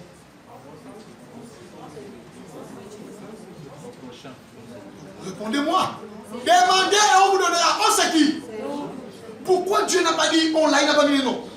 Frère, la saison des on va commencer dans ta vie. Amen. Vous ne savez pas qui Dieu va utiliser pour faire bien. C'est pourquoi soyez bien. La Bible dit tant que cela dépend de vous. Soyez bien avec tous. Amen. La Bible dit demandez et l'on vous donnera. Tu peux continuer de prier, Seigneur, s'il te plaît. J'ai besoin de 200 000 frères. Le ciel ne va jamais s'ouvrir et tu vas voir un ange descendre dans les ailes. Oui, mon fils. Jamais. Suis-moi. Suis-moi. Pendant que tu dis à Dieu, Seigneur, j'ai tel problème, fais-moi grâce. Dieu te donne le visage de quelqu'un. Oh, est-ce que tu es là? Frère, les révélations, ce n'est pas seulement, oh non, j'ai entendu une fois, non. Pendant que tu demandes un besoin, Seigneur, je veux ça. Dieu te donne le visage d'une personne. Frère, si c'est une personne avec qui tu t'es mal séparé, toi-même seul, tu comprends que c'est une demande impossible. Amen. Et la Bible dit, frappez et l'on vous ouvrira. Regarde. Lorsque on frappe, suivez-moi très bien, à la porte, celui qui vous ouvre est de l'autre côté. Celui qui vous ouvre n'est pas du même côté que vous. Les gens qui vont vous faire du bien dans la vie, ce n'est pas forcément les gens avec qui vous marchez. Ce n'est pas forcément les gens avec qui vous dormez. Mais c'est parfois les gens qui sont de l'autre côté de vous. Qui ne sont parfois pas du même bord spirituel que vous. Du même bord politique que vous. Arrêtez de penser que quand Dieu va vous bénir, il passe par les chrétiens. Les chrétiens sont les plus mauvais, les plus incapables. Vous n'avez jamais lu l'histoire de la parabole du bon samaritain. C'est Jésus qui explique ça. Dans la parabole du bon samaritain, la Bible déclare que le Lévite est passé. Il était pressé, il partait faire le service spirituel. Il a vu le malade, mais il est passé. Qu'est-ce que Jésus veut dire? Ce sont les gens qui prient Dieu qui sont les plus insensibles. Ils sont tellement insensibles qu'ils sont connectés à leur service divin. Mais ils ne comprennent pas que servir Dieu, c'est aider le prochain. Amen. Il dit c'est un samaritain, un païen, un homme que les Juifs considèrent comme un démon. C'est lui qui est venu, qui s'est occupé de cet homme. Frère, celui qui t'ouvre la porte est de l'autre côté. Faites attention aux gens. C'est pas parce qu'une personne ne prie pas Jésus que c'est un démon. Ça, c'est à son niveau. Il a fait son choix d'être franc-maçon. Il a fait son choix d'être dans le boutique. Ça ne veut pas dire que Dieu ne va pas l'utiliser pour te faire du bien. Amen. Toi, la très très haute spirituelle. Non, tous ceux qui ne sont pas de bon côté, on coupe les ponts. Oh. Tu vois, il y a quel problème? Est-ce que tu es là ce matin? Je dis quelqu'un va t'ouvrir la porte au nom de Jésus. Quelqu'un, tu ne t'attendais pas, c'est lui qui va t'ouvrir la porte. Il va voir ton nom passer à la nomination. Oh, mais j'ai pensé à toi. Je vois, on est en train de nommer les gens là. Mais je ne sais pas, ton nom est monté dans mon cœur. Ce n'est pas ton nom qui est monté dans son cœur. C'est le Saint-Esprit qui est parti imposer ton nom dans son cœur. Et il a pensé à toi. Est-ce que tu peux acclamer le Seigneur?